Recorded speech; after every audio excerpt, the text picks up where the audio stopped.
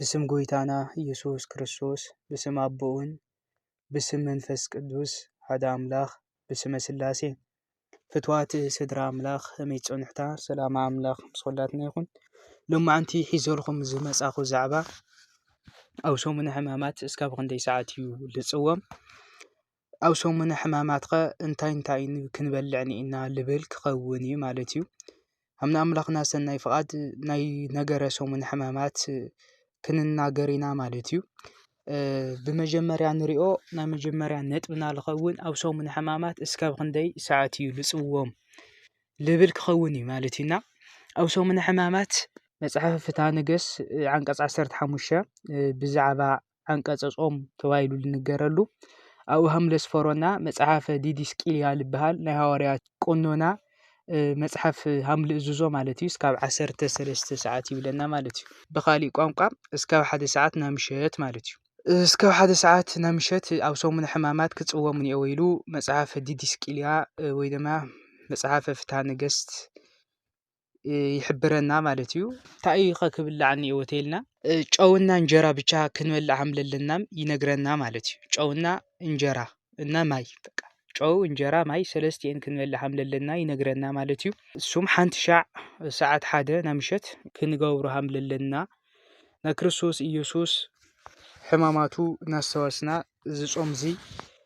ብደንቢ ክንጾም ሃምለለና አጠንቂቁ ይነግረና ማለት እዩ ብኻሊእ አስተምሮም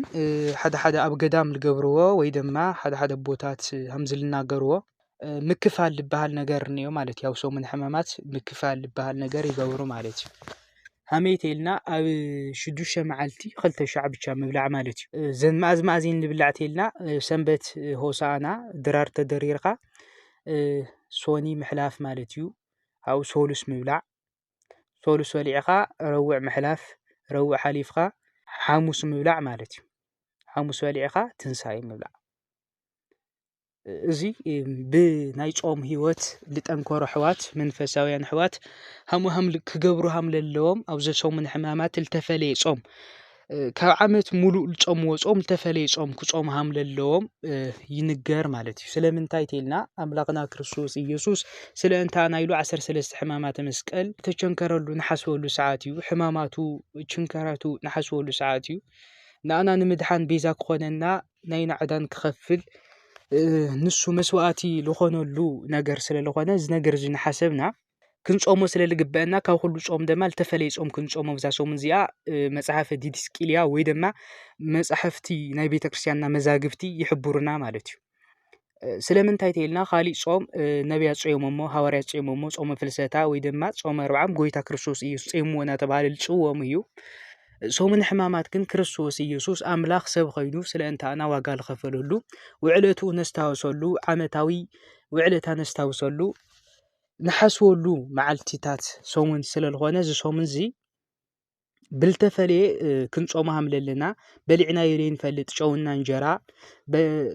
ምስ ማይ ብቻ ክንገብሮ ሃምለለና መጽሐፍ መዛግብትና ቤተክርስትያን ይሕብሩና ብጾም ጠንከርና ሰባትም እናካፈልና ናዘለልና ክንጾም ሃምለለና ይሕብሩና ማለት እዩ ብኻሊእ ንሪኦ አብ ሰሙነ ሕማማት ዘይፍቀዱ ነገራት ኒአው ማለት ኢና ታዮም ዘይፍቀዱ ተይልና መስቀል ምስላም አይፍቀዲ ቤተክርስቲያን ምስላም አይፍቀዲ ይባሃል እዩ ምሰብ ምስላም አይፍቀዲ ቡሊ ኪዳን ሕጊ ልፍጸመሉ ሰሙን እዩ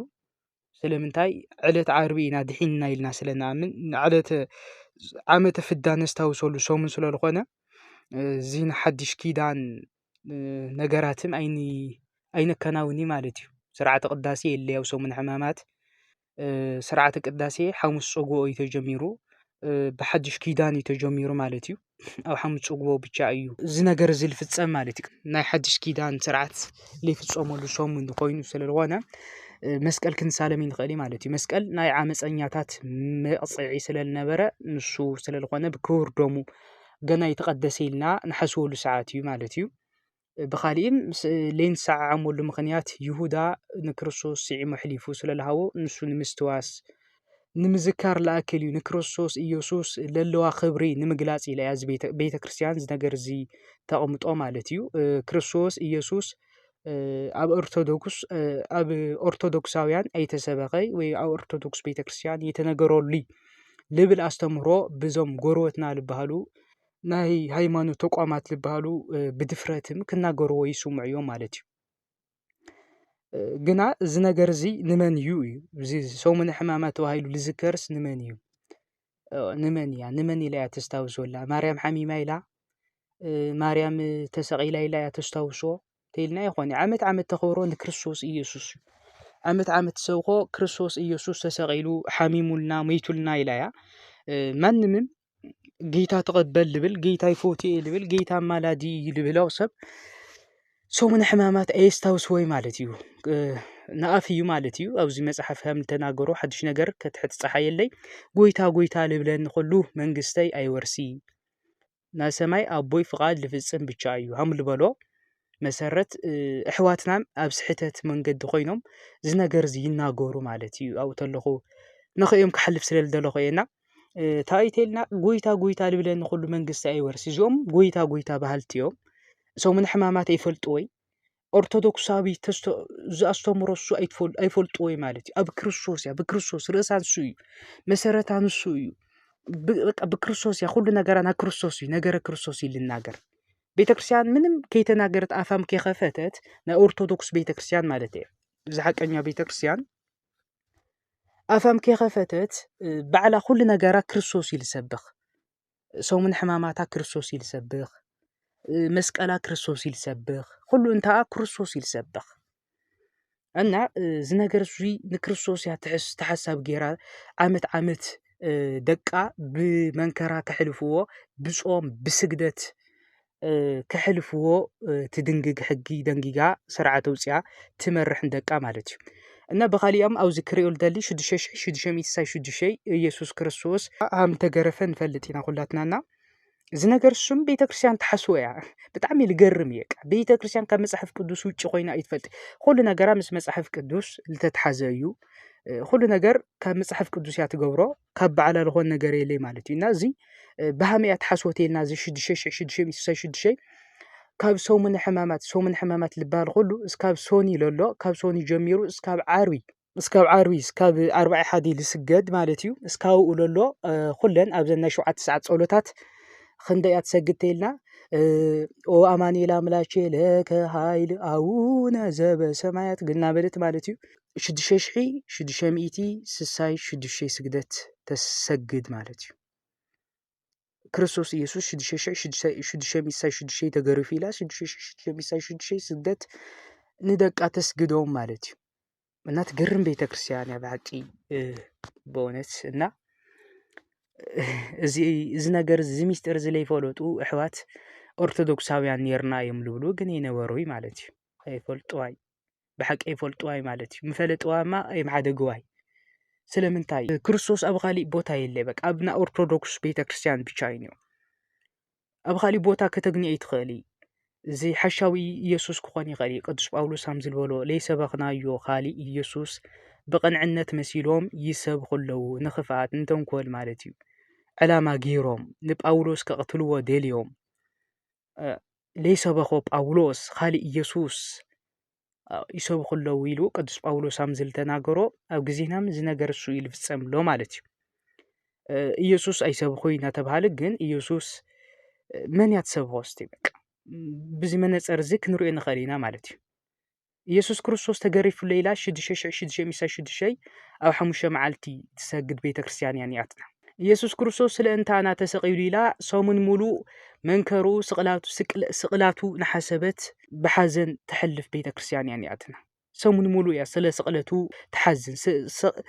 ሰሙን ሙሉእ እያ ጸሊም ለቢሳ ብልሕዝን ዜማ በእውነት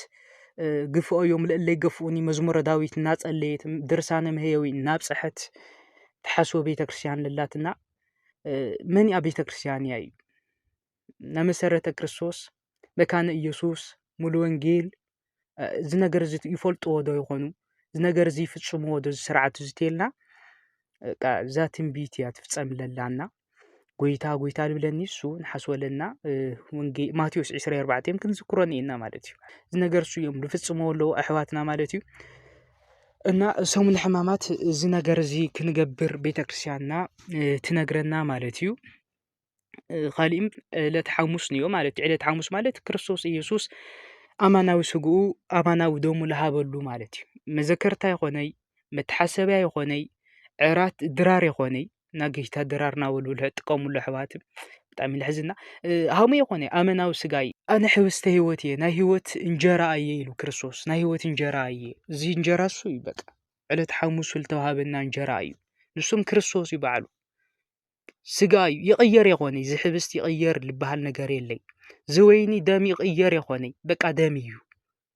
مخاني مغير يخوني مالته ملوات يخوني تمام مخان مالتي بقى غيروي بقى بعد الناس كمارا مريت يلقى خبدكاي مالتي نامنت نجر امنت مالت مئمان مالتي مبي خالي تاريخي ولي مالتي ان كريستوس ኢየሱስ ንመስረተሉ ስለለኾነ ኩሎም ክርስቲያንም ስጉእና ዶም ተሓቲሞም ክዕሉ ዘቅድስ ቤተክርስቲያን ጽውዕ ማለት እዩ ኩሉ ሻዕ ብልዑኒ ናበል ጽውዕ ክርስቶስ ይኒ ናብ ኦርቶዶክሳውያን ማለት እዩ ናይ ኦርቶዶክስ ንጉስ ናይ ተዋህዶ ንጉስ ኢየሱስ ኩሉ ሻዕ ንዑ ብልዑኒ ልበል እዩ ክርስቶስ ኣብ ቤተክርስቲያን ኣብና ኦርቶዶክስ ቤተክርስቲያን ልሕረድ ኢየሱስ ይኒና እዚ እንጀራሱ እዚ ናይ ህይወት እንጀራ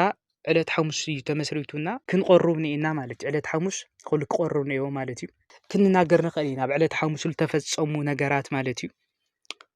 ግን ወይ በኻሊ መዓልቲ ክመጾሉ ክምኩር እየ ታይቴልና ስፍሕ ልበለ እዩ ክርስቶስ ኢየሱስ ትሕትና ለረአየሉ ማለት እዩና እሱታት ስለለሎ በኻሊ መዓልቲ ክመጾሉ ክምኩር እየ ዓርብ ስቕለት ብዙሕ ልተናገረሉ ነገር እየና ብዙሕ ሕቶ ልፈጥረሎም ኣሕዋትም ነይዎ ኣምላኸይ ልበለሉ ንምንታይ እዩ ኢየሱስ ክርስቶስ ኣምላኽ ተኮይኑ ንምንታይ ኣምላኸይ ኢሉ ልብል ነገርም ነውና ንሱም ክንምልሶ ክንምኩር ኢና ማለት እዩ ሓደ ክርስቲያን ኦርቶዶክሳዊ ዓይነት ትንሳኤ ክሕልፍ ነይዎ ልብል ክንርኢና ማለት እዩ ኣብኡ ተለኹ ግን ናይ ዘመንና ክርዳት ልኾን ለለዉ ሰባት ናይ ዘመንና ተኻሉ ብስመይ ክመጽኦም ልተባሃሉ ንኦም ግን ሓደ ነገር ክንነግሮም እንደሊ ኢና ማለት እዩ ነው መልእክት ነይና ኣብኡ ተለና መልእክቲ ሕሊፍናሎም ክንሓልፍ ማለት እዩና ኢየሱስ ኣባና ንኢሎም ልሓስቡ ሰባት እዮም ኦርቶዶክሳውያን ኣብ ጸልማት ንኢኹም ወይ ድማ ኣብ ጸልማት ንኢኹም ኢልኹም ኢሎም ልሓስቡና እዮም ካብ ጸልማት ውጹሞ ንዑና ብርሃን ብኻሊ መንገድም ጌታ ተቐበሉ ልብል ስም ኣስተምሮም ነይዎም መኒኡ ጌታ እዩ ኣይንፈልጦይ ብርሃን ጸልማት ልባሃሉሉ ግዜ መጽኡ ወይ ሕቶ ምልክት እዩ ነኦም ንሓድጎሎም ዝነገር እዚ ግና ትንሳኤ ኢሎም ለኽብርዎሲ ካብ መምጽኦምሽ ህዚ ዕለት 4 ትንሳኤ ክኽበሪ ማለት እዩ ብና ኦርቶዶክሳዊ ኣስተምሮ እዚ ሚያዝያ ዕለት 4 እዩ ና ክርስቶስ ኢየሱስ ትንሳኤ ተባሂሉ ክኽበር ዘን ካልኦት ኩለን ናይ ሃይማኖት ዝብሃላ ድማ ዘን ጴንጤ ወይ ፕሮቴስታንት ናልና ንጽውዖም ሙሉእ ወንጌል መካነ ኢየሱስ ኩሎም ማለት እዩ ህዚኦም ትንሳኤ ኢሎም ክኽብሩ ምሳናዮም ክኽብሩ ማለት እዩ ሚያዝያ 4 እዮም ትንሳኤ ኢሎም ክኽብሩ ፋሲካ ኢሎም ክኽብሩ እሺ ክርስቶስ ኢየሱስ ሚያዝያ 4 ተጻሒፉ ልብልስ ካብ መጽሐፍ ቅዱስ የምጽኡልና ሓደ እዩ ክርስቶስ ኢየሱስ ተሓሳስ 29 ተወሊዱ ልብልም ካብ መጽሐፍ ቅዱስ የምጽኡ ካበይ መረዳቶም ከምንታይ ምንጮም ካበይ እዩ ሚያዝያ 4 ለኽብሩሉ ምንጭ ካበይ እዩ ንዓመታም ክቕየር እዩ ካበይ መምጽኦም እዚ ነገር እዚ ወይ በዓሎም ምኽኣል እዩ ካባና ናወሰድኻ ንኣናም ክትሰብኽ ምሙኳር ተዓይነት እንደዒ ተዓይነት ድፍረት እዩ ለሎ ዝመንፈስ ዝጠቋር ልባል መንፈስ ደፋር መንፈስ እዩና ና ፕሮቴስታንት መንፈስ ድማ ዝኣዳል ሞቴ ልባል ና ጥርጥር መንፈስ ማለት እዩ ኩሉ ነገር ለጠራጠረካ እሱ እዩ ኣዳል ሞቴ ልባል መንፈስ እዩ በዓልኻ ክትትርጉም ሊገብረካ ኣዳል ሞቴ ታል ድማ ወሰንጋላ ነው ወሰንጋላ ና ሱስ መንፈስ ማለት እዩ እና ብዙሕ ነገር ሱስ ነገራት እዚ ወሰንጋላ እዩና እዚ ኣዳል ሞቴ ታል እዩ ኻሊም ጠቋር ነው ማለት እዩ ጠቋር ድማ ታይቴልና ና መጠረሻ ትዕቢተኛ መንፈስ እዩ ይሰብኽ ይተይለኩም ኣመጌሩ ይሰብኽ ምናምን ትብሉ ትኸልዩ ጌታ ኢየሱስ ክብል ተለዎ ጌታ ኢየሱስ እዩ ሰይጣን ይፈልጦ ጌታ ኢየሱስ ምዃኑኩም መዝሙረ ዳዊት ይጠቕሰሉ ነይሩ እኮ ማቴዎስ 4 ክንሪኦ ተለና መዝሙረ ዳዊት መዝሙር 9 ኮ ይጠቅስ ነይሩ በእግርኻ ከይትሳናኸል መላእክት ክትግፍኻዮም ተባሂሉ ምንታኻ ተጻሒፉ እዩ እስቲ ውረድ ካብዚ ዝለል ወዲ እግዚአብሔር ተኾይንካ ኢልዎ ጠቕስና ጠቐሰይ ንክርስቶስ ኢየሱስ ልፍትኖ ነይሩ ማለት እዩ እና ንስኹም መርምሮ እስቲ ምንጭኹም መርምሮ ብሓቂ ክርስቶስ ኩሉ ሻዕ ኦርቶዶክስ ናይ ኦርቶዶክስ ቤተክርስቲያን ትንሳኤ ናበለት ፋሲካ ናበለት ተኽብሮ ተላ ንስኹም ምስኣተ ጸጊዕኹም ጽግዕ ኢልኹም ትንሳኤ ናብልኩም ካብ ተኽብሩ እንታይ ምንጭኹም ወይስ በኣይኹም ትምርሑ ወይስ ናብዓልኩም ኢኹም መስሪትኩም ተመሊስኩም ትሰብኽዋ ትምክሩ للنا أستمرهم تقبلوا دس لك مقبل دس لك موس مالتي بعلنا خيل نام تولو مالتي كحادش بعلنا خيل جن تصقع متولو مالتي إذن رأي تحساس إسرائيل شعنتي لدو تولو علو سقلتو عارف سقلتي مين لكم تقوريكم كوارا بسمع شتات حسول له بحق ملك يوحنس معرفة 4 قطري حدث كاب حدا قطر حدا لله كل منفس تاي أيتؤمنوا منفسكم مرموري بالمالتي كل نجار أيتؤمن من مرمار صبغي مالتي كابي موسي من جنات عينهم مرمرو نمسبح قداي يخوني تغسنا مشمتات قداي يخوني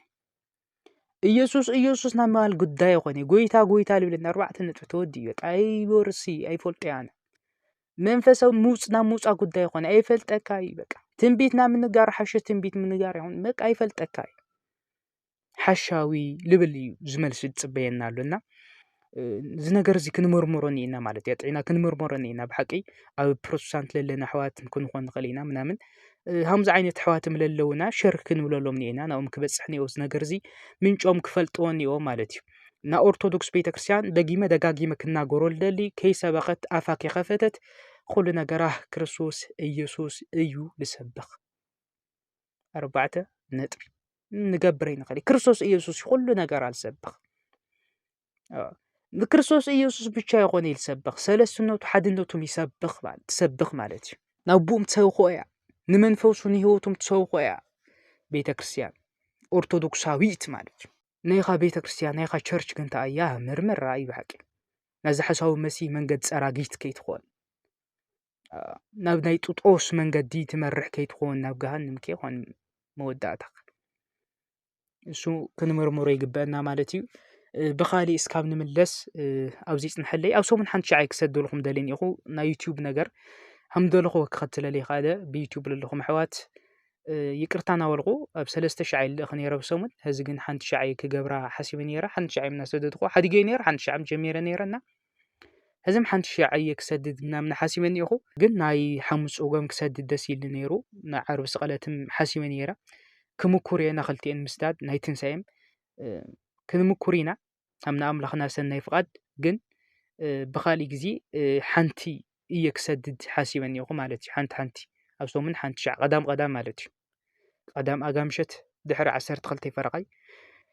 كسدوا الخمية مالتيو حيله زنا متاعي أب تيك توك يجيرني يقوم أب تيك توك أب تيك توك سلالجنا أنا أب تيك توك نجارنا كنا أتي حاسبا يقوم نأملخ سنة فقد تقينو ونبى حدا كنقصلنا مالتي أو زي نحلي بسؤال